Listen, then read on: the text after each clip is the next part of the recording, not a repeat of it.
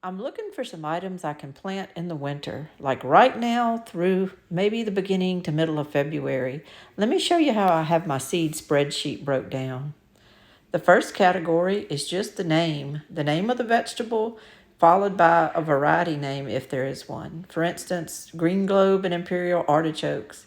I have my whole spreadsheet just done in an alphabetical order so that I can easily find vegetables when I'm looking for seeds to plant. The next column is just description, which is where I just put little pertinent things about each vegetable. I don't always fill this out, but if I do, I'll put things like perennial. I'll put things like short vine. I might put how long the green bean is when you harvest it. Just anything that'll kind of make it stand out to me when I'm scrolling through my list. The next category is days to maturity. Pretty self explanatory, not going to stay on that one. The next one I just call spring, fall, summer, but this is basically a category that just I put in there when generally should I be planting this. A lot of times it's on the seed packet and I'll just type what's on the seed packet, but mostly I just break it down into the season or multiple seasons of the year that this vegetable can be planted. And I find this is a really good easy thing to scroll through when I'm trying to find seeds to plant certain times of the year. I already kind of have it broken down as to when the best time to plant those seeds are. So that helps me a lot. The next category is the range to plant. And in this one, I dig down a little bit deeper. I'll put that things need to be planted before or after the last frost, or before or after the first frost, and all kind of little things like that, especially things about soil temperatures. On this one that says like follow the instructions on the website, what does that mean? So I can scroll back and I can look and see what vegetable is that. And this one is a perennial. Oh, it's asparagus. Yeah, so that makes sense.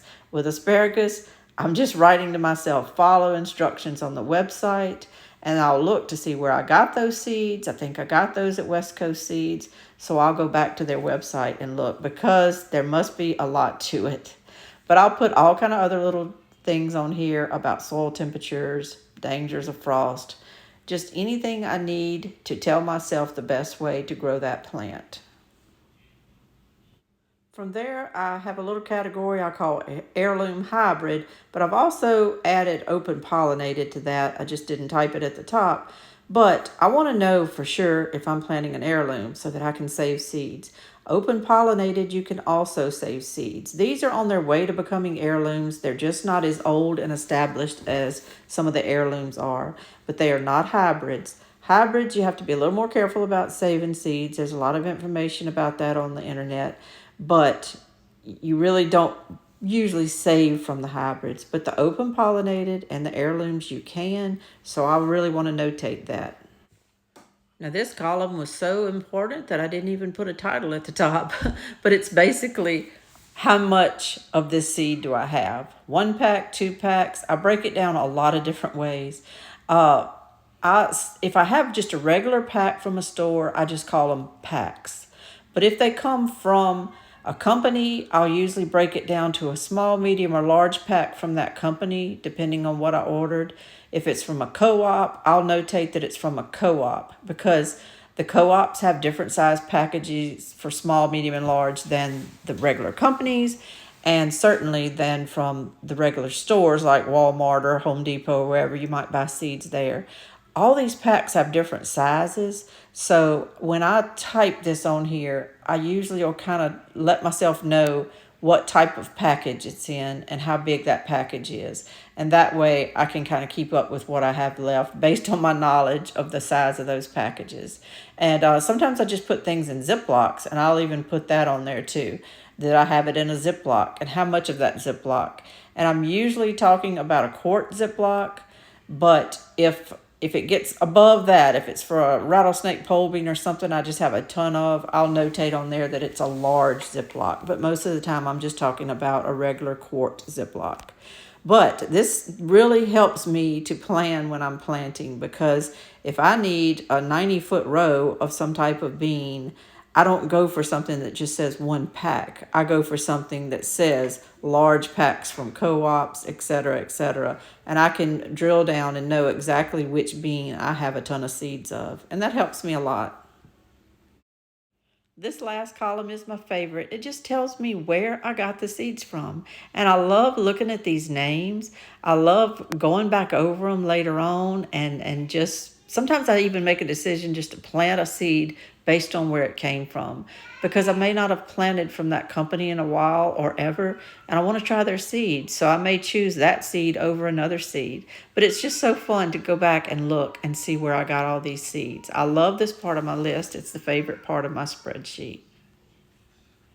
Now, as I said before, I'm looking for some things I can plant this winter. I mean, just as soon as possible once I get in my trailer. I'm looking for some things that I can plant January, early February to mid February, just something like that. I know it busts wide open in March, but I need some things I can plant now. One of the things I'm kind of looking at is this arugula. It's called Apollo arugula. Why am I looking at that? Well, I'm scrolling over to the side over here, and it shows that it's a plant that could be planted in the early spring, February to March. So I feel like I can really get away with maybe even planting that here late January to early February, depending on how the weather rolls out. So that's just one idea. Another one I was looking at was the baby beets.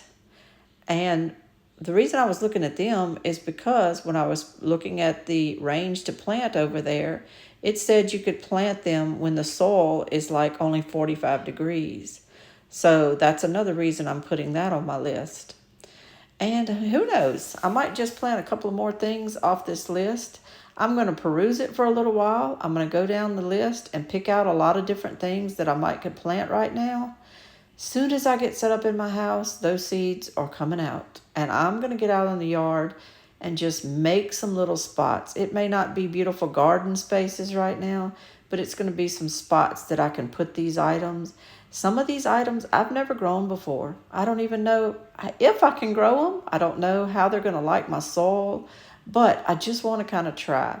So give me a little while and let me peruse this list, and then I'm going to get back with you and I'm going to show you what all I picked out.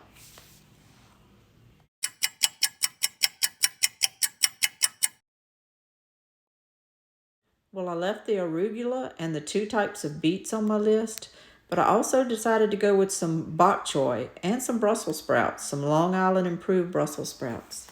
Both of these can be planted early, January for the bok choy and February for the Brussels sprouts. Might could even get those in a little earlier. I wanted to go with both of these because I really haven't grown them before and because I've had the seeds for a while and I need to just try them. I need to just jump in.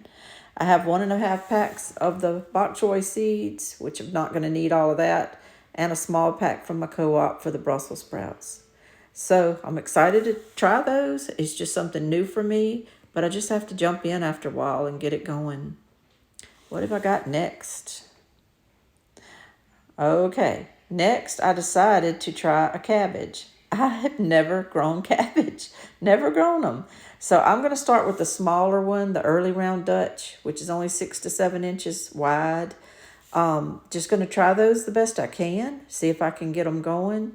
And it said that you can grow these in the early spring. You can plant them like in February. So I'm going to give that a shot. Never grown them before, but you never know until you try. The next thing I'm going to go with are carrots. And I've grown carrots before, and I love growing carrots, but I've never grown two of these kinds. I've never grown the Danvers half-long or the Nantes half-longs. I have grown the Carota. All of these you can plant very early, 3 weeks before the last frost, and then the Nantes you can plant in January. So, that's pretty early for a carrot. But I'm going to give it a try, and I think I'm going to get these in that spot in my yard where the building used to be because the dirt is deeper there, and it's kind of already prepared for carrots. So I think I'm going to put those there. I'm looking forward to it. I cannot wait until I have some things growing like carrots.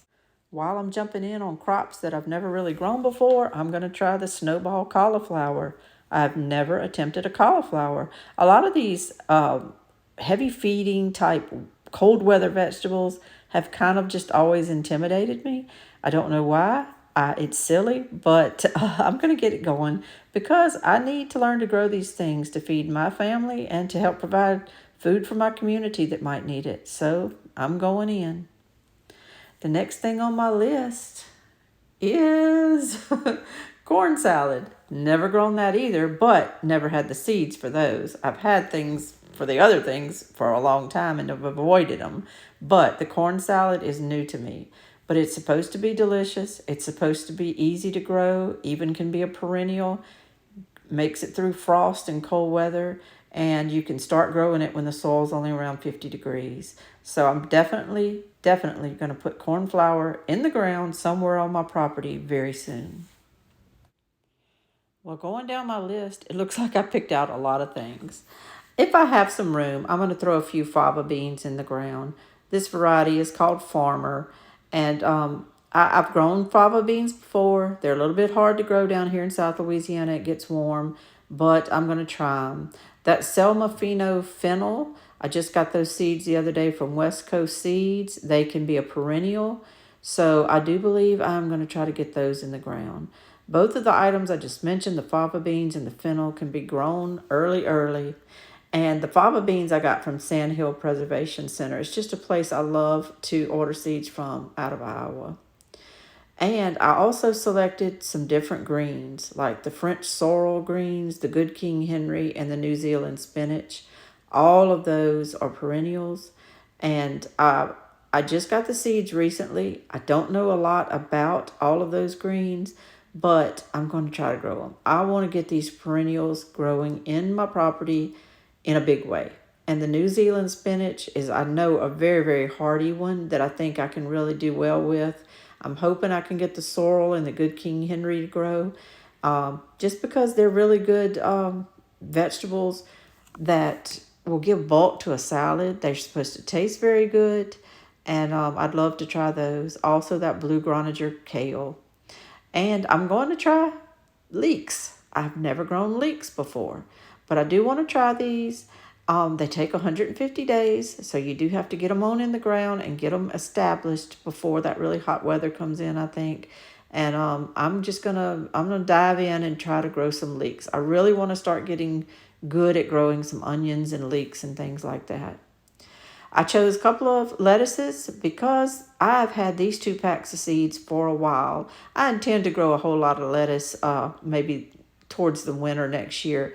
But for right now, I'm just going to pick a couple of styles.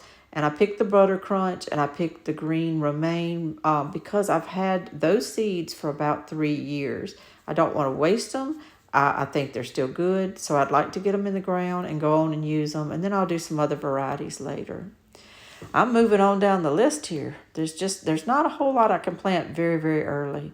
But one thing I might try, I'm not sure if a frost will get them. I'm gonna have to time these just right. But I'm gonna try to get in some peas pretty early. The sugar snaps, you can eat the whole pod. I love growing those because I love having them for stir fries and all. The Thomas Laxton English peas are a gorgeous plant. And the reason I chose those, because I do have a lot of pea varieties, is because I have just a 1/4 pack of those left. So I just want to put a few in the ground.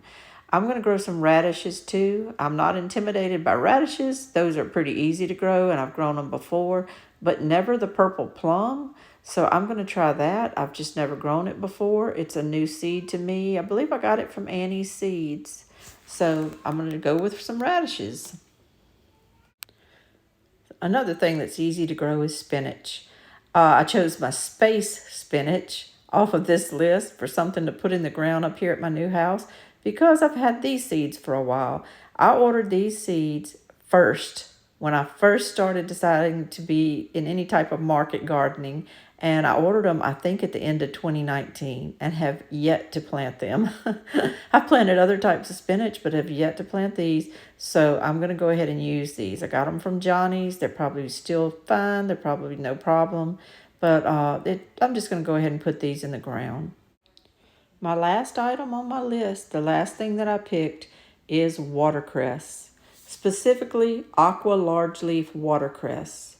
I got these seeds from Baker Creek. They are a perennial. You're supposed to plant them in a damp part of your yard, even a part that stays kind of wet, or at least keep them watered a whole lot. So I'm going to have to be really careful about where I plant them, and I'm going to think that through a little bit, but I'm looking forward to it. Once you get them established, they're great to have around. They're kind of a crisp uh, lettuce that you can put in salads, you can put on sandwiches, and I'm just looking forward to growing some different things. I'm just kind of just wanting to spread out and grow some different things. Perennials for sure, but just different tasting things as well. And so the watercress is the last on my list. I hope you enjoyed kind of going over this little process with me. Just going over, I look at this spreadsheet so much. I haven't had the time lately to look at it like I did before, but I'm enjoying it. And I go through it and look at all the seeds I have. Oh my gosh. But I still buy more. I still buy them because I love them. And because to me, this is money in the bank. If you really add up what I've spent on these seeds, it's not a whole lot when it comes down to it compared to the amount of food you can grow and put up from growing these seeds. I just love it. I hope you've enjoyed this and I hope you join me. Please subscribe and like and comment on the channel. I want to grow my channel and I want to just get to know everybody better. So please comment on the videos if you can. This is Lainey from Hilltop Homeplace. Thank you so much for joining me. I hope you have a great day. Bye-bye.